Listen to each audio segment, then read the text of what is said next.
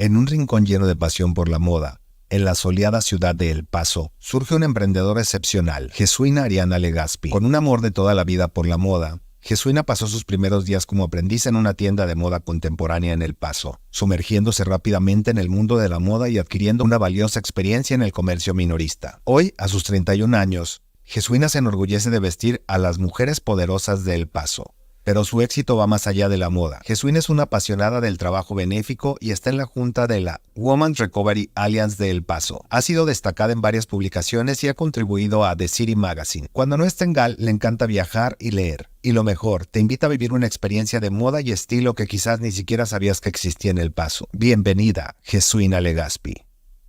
Hello everybody, Mauricio García here. As always, it is our commitment to bring to you somebody who's got that mental toughness to do the things they've got to do to pursue their dreams. It's going to be a very good conversation we're going to have with Gesuina Legaspy. Gesuina, thank you so much for being with us today. How are you? I'm good. Thank you for having me. Very good. So listen, we are excited to have this conversation with you because this whole D Mente podcast gravitates around the mindset that's required to achieve the things, to conquer our dreams, basically. And you are not just an entrepreneur, you're a dreamer. And I'm curious to start, when did you first develop this passion for fashion? Oh, my passion for fashion. Well, it started when I was a kid. When I was a child, I used to cut out all my clothes and make Barbie clothes. And so I've always been into fashion. I started my own little eBay store when I was 11. But the turning point of my career was when I walked into a local boutique in El Paso, Texas. It was called Tres Mariposas, and it was a very high-end retail luxury store.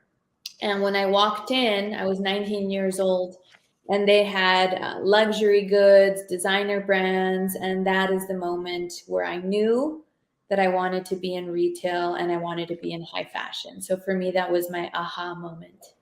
So interesting you say that, because in all of these conversations, in these interviews, that was that one spark. Somebody expanded the vision to you. You walk into that environment, all these feelings and ideas. What was the one thing that you can recall to, like, that really clicked for you? Was it the way the store was set up? Was it the high quality of the brand? What was it? Was it the smell of the store? I mean, it was all the above. It was the experience, because where I grew up, I didn't grow up with money or anything. I grew up in a very humble area.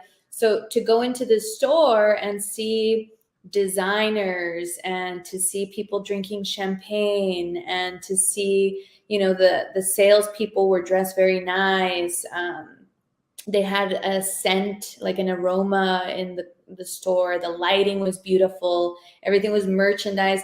I didn't know that existed. I didn't know that stores like that existed. I didn't know that there was a such thing as Neiman Marcus or high-end retail. So when I found that in my own hometown, I was shocked. And that's when I was like, oh, this is attainable. It's doable. Like, it exists. Yeah, so I guess you didn't even know you were being recruited while being recruited, because you were just, that's the human nature, right?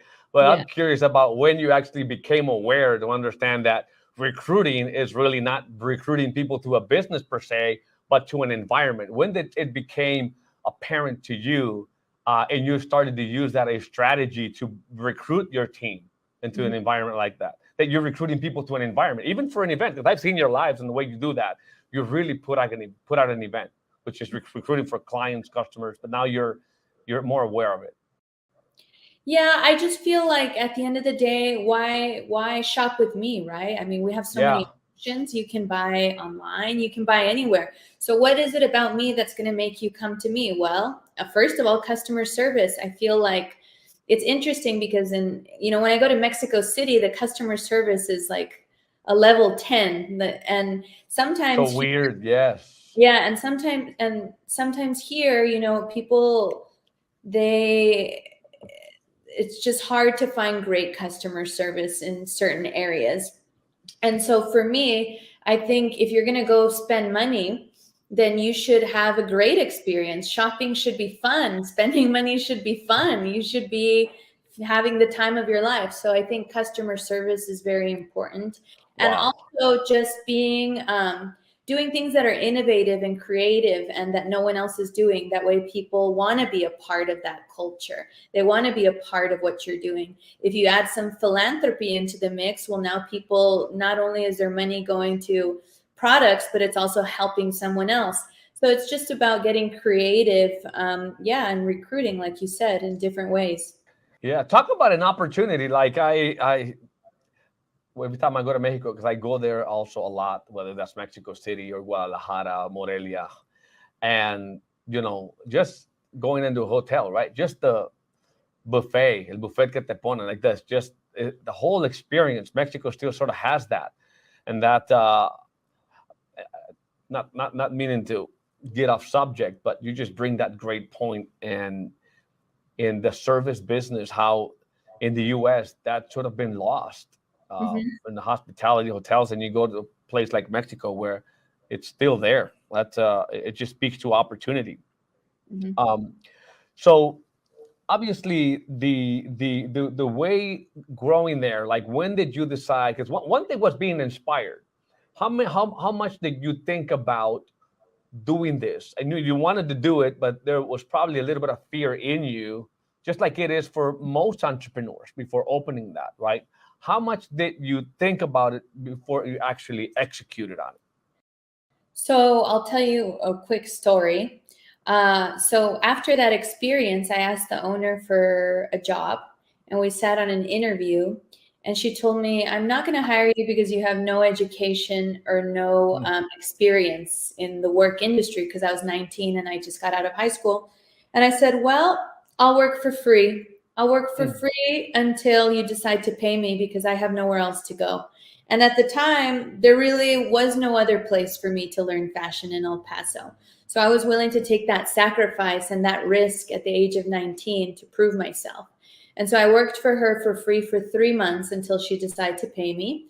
And at the end of my career, after 7 years, I was one of the highest paid employees there. I was able to accomplish all of my goals. I was a buyer. I bought from multiple departments. I would travel to New York. So I made that little 3 months of working for free worth it. And after 7 years in my career, I realized there was no more going up in the ladder. I had hit all the accomplishments and goals that I wanted to. So that's when I decided to open up my own company. And I was 25 years old. I said, it's time. I've spent 7 years working for someone else. I think I know the business like the back of my hand. I'm ready to do it. And it was very exciting, but it was very scary because I didn't know if I could make it, right? But at the same time, I wasn't happy anymore. So for me, it was better to take the risk and fail versus stay somewhere where I'm no longer happy. That paradigm just from the start, like I'm willing to work even if I don't get paid. Very few people are willing to do that.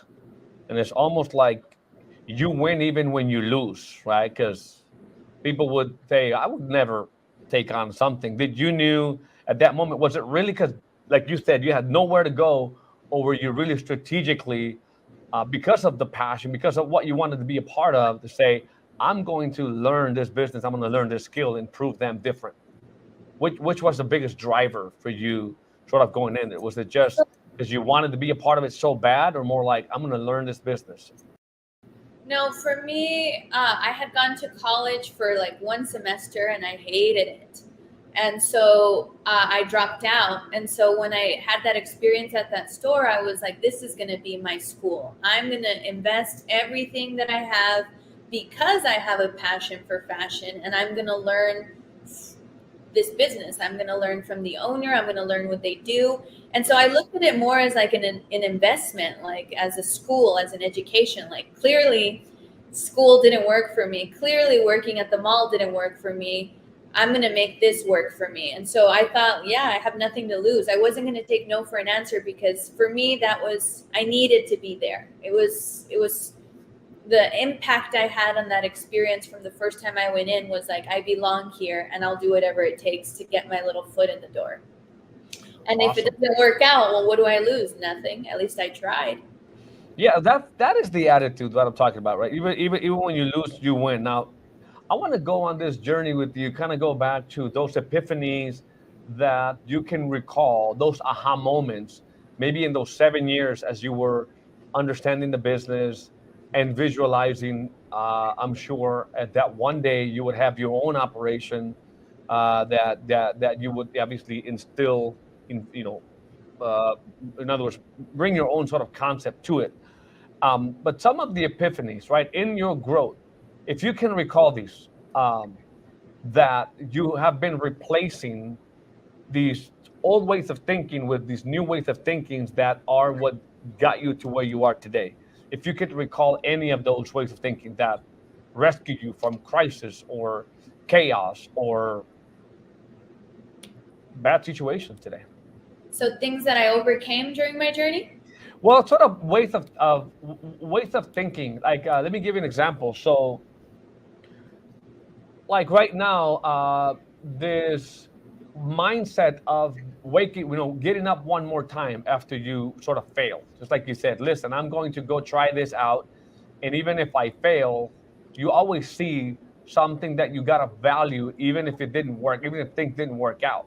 It's like what you said when before going on stage and speaking to people, say, well, I'm afraid to do that, but even if I don't know how you can fail up there, but even if things don't come out or work out as I envision it right now, I'll still learn. It'll be a learning curve. So because I know is the mindset that you have today that is helping you win. And there are some phrases that you grab onto. There's certain ways of thinking that you go back to when you encounter big challenges. So I'm just curious if you have some of these that you can recall right now that have helped you or served you well in your journey. Sure. I actually spoke for a high school this morning, and that was one of the questions they asked me. So I have it fresh on my mind. Oh, good. I didn't know that. There was a lot of challenges. One that people don't know, and I thought about it today when I was talking to the young kids, is that when I first started on that internship, I kind of got bullied because I didn't know proper Spanish and I didn't know proper English. And so because we're like a border town, like I wasn't Mexican enough and I wasn't American enough. So like the Americans would make fun of me and the Mexicans would make fun of me. But instead of being a victim, I used that opportunity to refine my Spanish and to get better and to refine my English, not necessarily to fit in as a people pleaser, but it's like, okay, well, I just need to do better. I need to try harder. And now I speak really, really good Spanish. But it was kind of like because I pushed myself. I had a lot of clients from Chihuahua.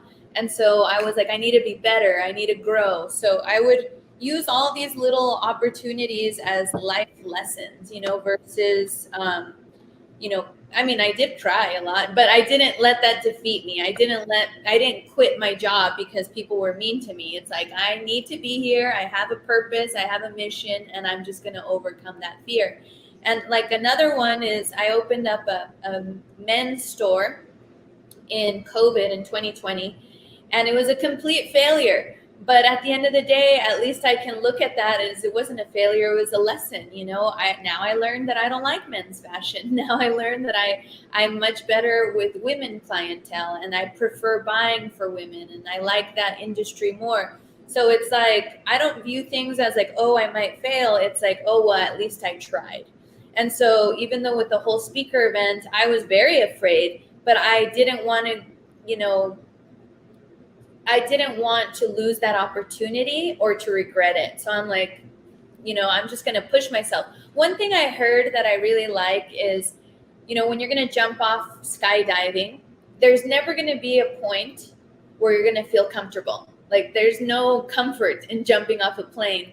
So you might as well just do it. You're not going to be comfortable until after you jump. After you're already jumping, that's when you get comfortable. So the action has to come first. So for me, the speaking thing, I was terrified, but it's like, after I do it, I know I'm going to feel comfortable and better. And I did. And now, I feel like it's It was all in my head. It was not real. You know, it was intimidating because I had never done it before. But now that I've done it, it's doable. Yeah. Beautiful. So there's this saying today. I mean, for the longest I heard that, you know, you gotta know the how to do things, right? And you kind of go read books or go to school or do this to learn how to do things. Something that really struck me is something you said in one of your videos, which is the power of proximity. Like, it's like now is the who more than just the how. And know today you're very intentional in terms of finding the who that can help you get to this next level. What can you say to that in terms of being intentional in building your network into the people? And you've had some pretty interesting people come and speak in your lives that give you access. Like you said, you know, I went to this event, right? I took the challenge, and then that event led me to this other event, and that event led to other event. So you're, first of all, in one hand, one person away from changing your life, and the other is the power of proximity. What have you learned about those two things that I just mentioned there in your journey? It's crazy how it all happened. It's so crazy because I was starting to get that itch of like, there's something more. I need to be doing something else. I don't know what it is. And I got invited to one conference in Austin, and something told me, just go. Like, what do you have to lose? You're not busy. It's Saturday. Just go. Just do it. And so I booked a flight and I took a risk again because I do those things. And I went, and I left that conference so inspired, so motivated. Like it changed me. It was such a life-changing moment. And then I came to El Paso. I got invited to another conference. I heard two speakers and I was like blown away. And then I ended up getting asked to speak. And then by getting invited to those and saying yes and meeting people, then people started asking me, and then I said yes. And then it's just like proximity. It's like Ruben led me to Victoria led me to Peter. Like somehow it's all connected. It's really crazy. Like everybody knows each other, and it's like the law of attraction, you know? So absolutely. Yeah. But it just showed up. You know, that is what you're just saying right now is golden. Here's why I say that. It's such a strong message. Sometimes we fail to measure the true impact of a single action, like the ripple effect of a single action. And I think if we were more conscious about it, we would show up to more places and also be more careful to other things, even to the things we don't do. Because that one action of that one conference then is leading us all the way to us having this opportunity, this podcast. Because of Victoria, because of Peter, because of everything, sort of, it's all there. So just kind of showing up, it's key, because most people it's like, well, you know, it's like when you don't realize that you cannot expand your own vision, you sort of start searching, right? You sort of stop. You're like, well, what else is there to learn?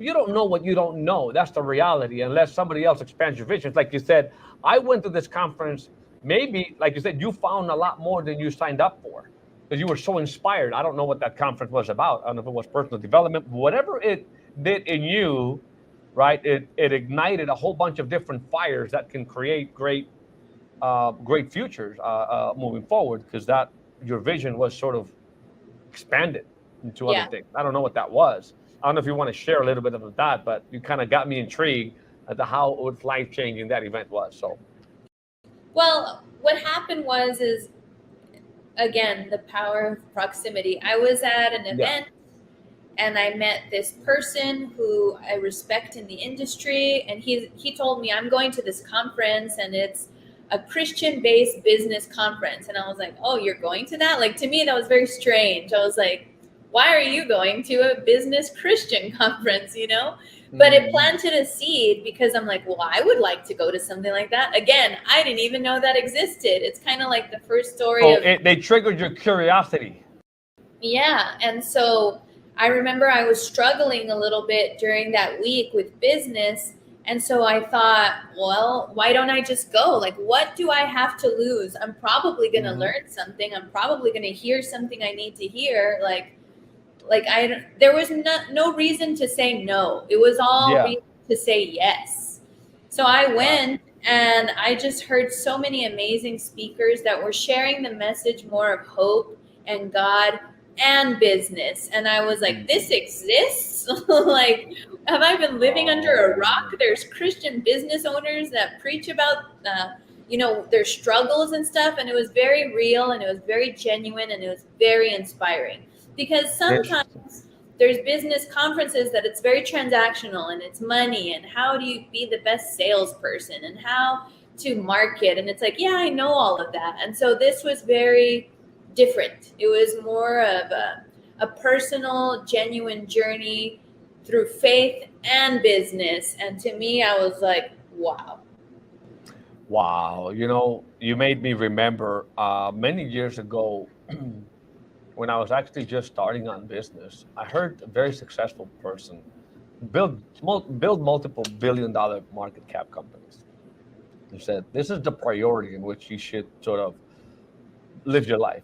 That's his opinion. Obviously, I'm not saying, but he says, first is God, then there's family, then there's business. And you should have made me just remember him, where you got to have the spiritual side of your being also in check, right? Otherwise, you're going to fail long term if you don't have God first, right? Then family and then business in that particular order. That has always stuck in my mind, and I just try to do that. And it doesn't have to be religious per se. That's what I see. It's like the values is it's just understanding. Treat others like you want to be treated. Those values, keep that on check. Yeah.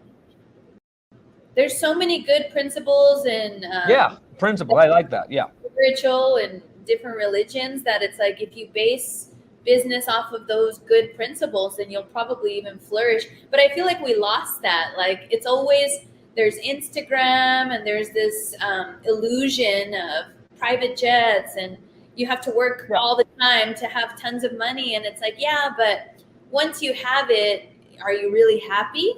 And so for me, it's almost going backwards. It's getting more spiritual, finding happiness, and then letting it flourish in my business. You know what I mean? Like it was backwards, like money. Talk about the pillars that we forget that there is more. You can't just be all about money, right? Just all about health. You need first of all, you need the health, and you need the spiritual, and you need the wealth. I mean, money, which is the wealth, the health, the spiritual, right? The mental. Talk about mental health, all these different things. So it's almost impossible to get a perfect balance, but I can see where that awakening for you happened, especially if you were not like aware of it totally. Yeah. I interrupted you, by the way. I'm sorry. Oh no, I said mind, body, and soul. Like sure. I think that for many years, I've been very blessed that I've made a good, successful business, but I wasn't taking care of my mind. I wasn't taking care of my body, and I wasn't taking care of my soul. So eventually it all crumbled down and it cracked. Like I hit a rock bottom. And I think people are surprised that you can be very, very, very successful, but still hit rock bottom because you're missing the fundamentals of what life's really about. So powerful. I love that. That's why I love to have these conversations with people that are out there, not just talking the talk, but they're walking the walk, and we're going through challenges. We're human beings on a constant journey for growth and discovery. Before we wrap it up, and in wrapping up, Gel Fashion, where the name came from, what are you catering for, just for people to know a little bit more about your business? And Gal is Gesuina Legaspy. Those are my initials. All right. Makes sense. And obviously right now you're catering mainly for women, right? You said, hey, we're not doing men fashion. No more. No, I have a very high-end, like empowered woman. Like we have politicians, we have CEOs, we have housewives. I have been able to dress some of the real housewives from reality TV. We have a very, very high-end niche clientele, but who they like to dress up for special occasion, galas, events, stuff like that. So we focus a lot on styling and dressing people. And then I travel the world to make sure I can bring the best of the best. Very cool. Well, to the people that are on the entrepreneurial journey and discovery, if you were to name, not name, or maybe just describe the three things, to say, tell us three things that anybody looking to pursue their dreams, take advantage of this free enterprise opportunity we have in this great country, what are those, I don't know, three things you'd want to share with the world that you feel this moral obligation to do it, that has served you well, to wrap it up? So to wrap it up, I think the three things you need to do is how, right? How do you do it? Honest, open, and willing. Those are the three things that I go by. If you're always honest with integrity, then things are going to go well. If you're open-minded, like going to conferences or doing things that are outside of your comfort zone, you might be very surprised. And willing, because we need humility, and I need to be humble, and I need to be teachable so I can learn more and so I can grow. Thank you. We'll wrap it up with that. Te mando un abrazo hasta allá, hasta El Paso. Gracias por haber hecho el espacio. Y seguramente tendríamos otras pláticas. A lo mejor la próxima la hacemos en español también aquí, ¿vale? Para esta comunidad. Sí. O Spanglish, pero muy identificado con eso. Que tengas excelente día, Gesuina. Estamos en contacto. Okay. So, ahí lo tienen. Vamos a hacer el cierre aquí con español, nuestra comunidad. Prácticamente la idea y lo que podemos aprender, y que vean cuál es el común denominador en la manera de pensar de estas personas que están allá afuera persiguiendo su sueño, que la están rompiendo y a pesar de todas las adversidades y de los temores siguen avanzando, que tienen una actitud de aunque pierda gano. No es una actividad que es masiva, que es agresiva, que es imperfecta, pero que también es inmediata, ¿no? y que se persigue. Espero que esta historia inspire a más de uno. Recuerden que pueden siempre compartir esto con las personas que ustedes desean. Vamos a poner el link de Gesuina Legaspy aquí para que la puedan seguir. Y como digo siempre, mándenle un mensaje y déjenle saber qué fue lo que más les llamó la atención de lo que vieron acá. Pues habiendo dicho eso, no me queda más que agradecerles por el tiempo que estuvieron con nosotros. Nos vemos en la próxima entrevista. Les mando un abrazo. Que estén bien. Chao, chao.